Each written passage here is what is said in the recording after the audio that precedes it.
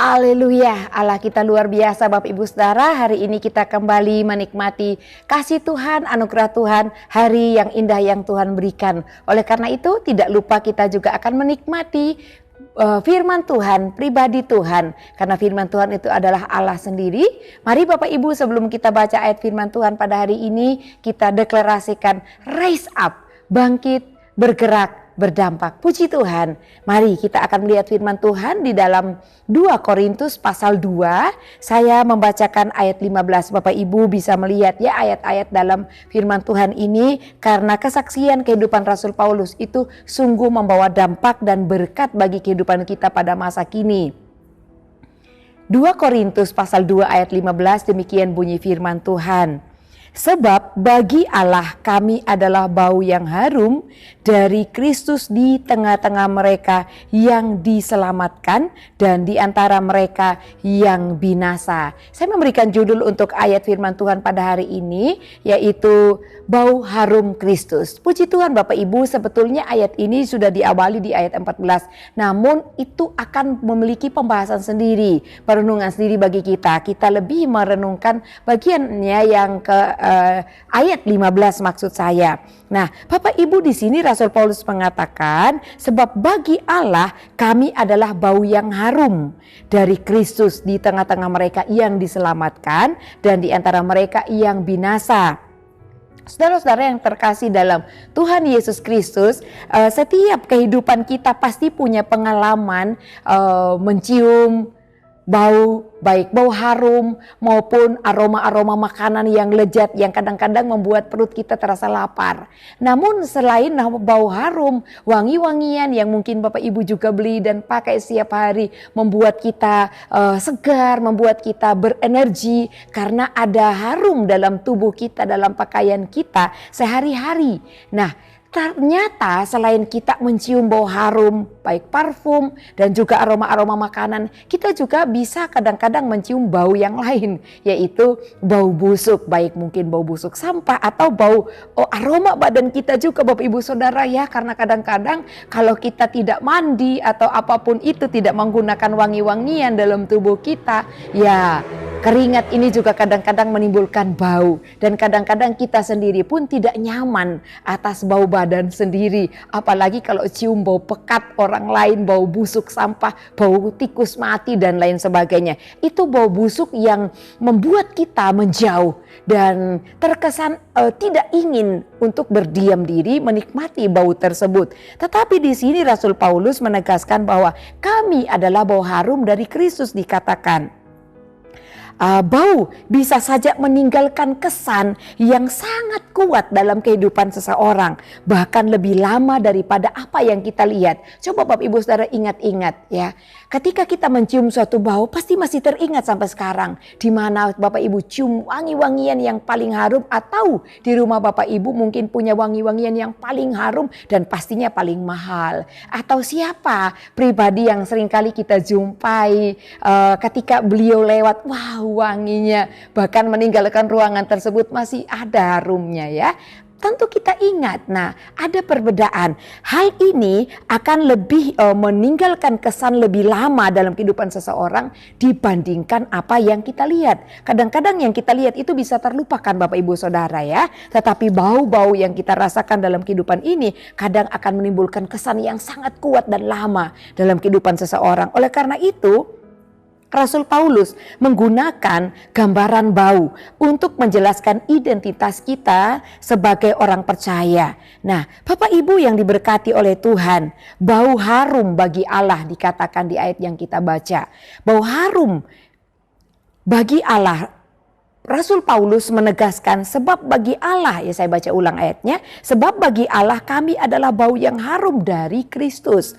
Perhatikan Bapak Ibu Saudara, bau harum ini pertama-tama untuk Allah ya, bukan untuk manusia. Karena dari Kristus untuk kita. Artinya berarti bau harum itu sumbernya adalah Kristus, adalah Allah sendiri. Dan di perjanjian lama, korban persembahan yang dibakar di atas mezbah korban sajian disebut juga sebagai bau harum bagi Tuhan. Bapak Ibu Saudara bisa baca di Imamat pasal 1 ayat 9, ayat 13 dan ayat 17. Di sana dikatakan bahwa korban itu melambangkan ketaatan umat kepada Allah.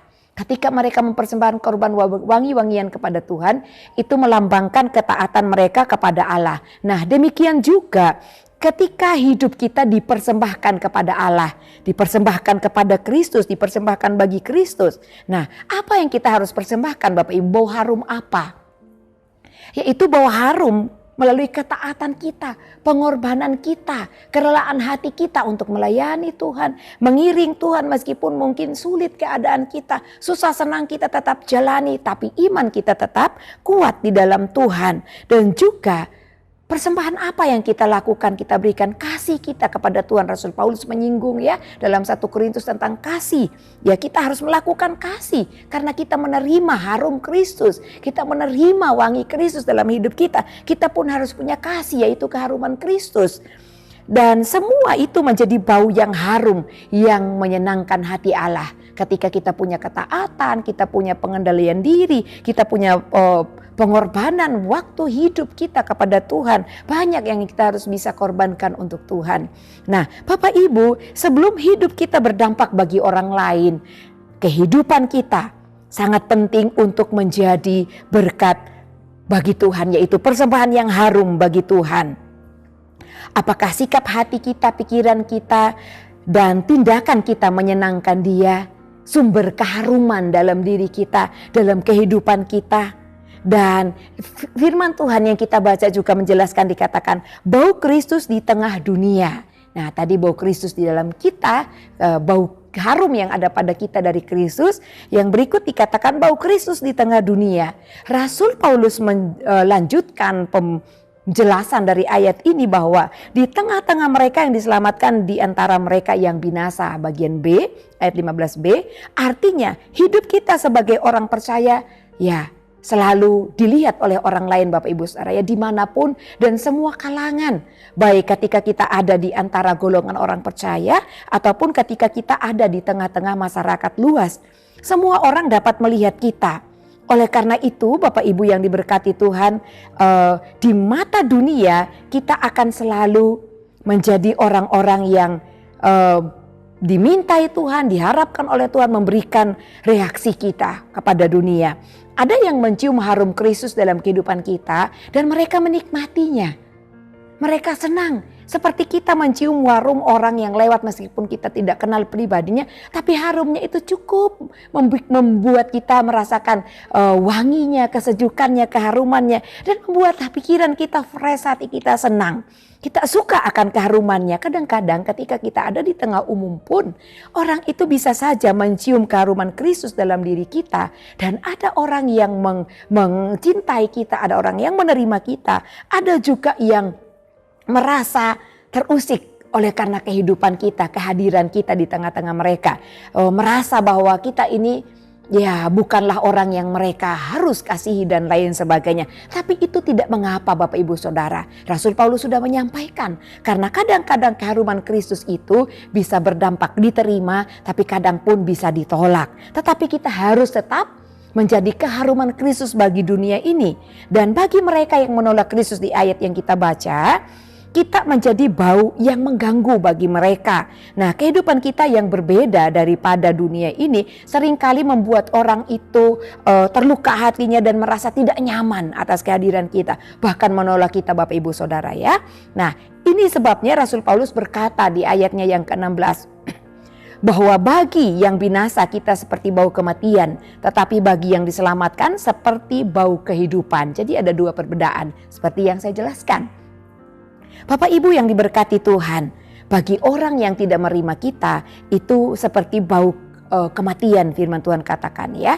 Tetapi bagi orang yang menerima kita diselamatkan seperti bau kehidupan firman Tuhan bilang di ayat yang ke-6. Jadi mereka yang menerima keharuman Kristus bahkan tidak hanya menyukai kita, tapi mencari tahu siapa Kristus, bahkan percaya kepada Kristus, dengan keharuman kehidupan kita melalui ketaatan kita, tindakan kita, pola pikir kita, cara hidup kita ya, pengorbanan kita Bapak Ibu Saudara. Mungkin Bapak Ibu hidup di kalangan masyarakat, Bapak Ibu orang-orang yang tidak enggan memberi, mengorbankan apa yang Bapak Ibu Saudara miliki dan tidak hitung-hitung.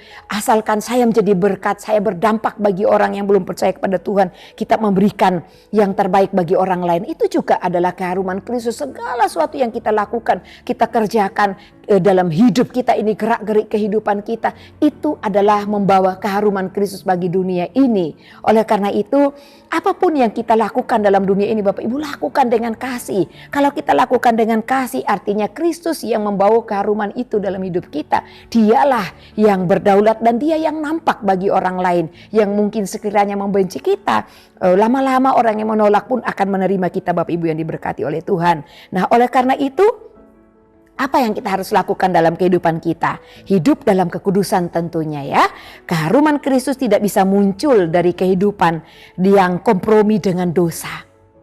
Dan kekudusan adalah kesaksian paling kuat bagi dunia ini Bapak Ibu yang diberkati Tuhan. Kesaksian yang paling kuat, keharuman yang paling kuat adalah kekudusan.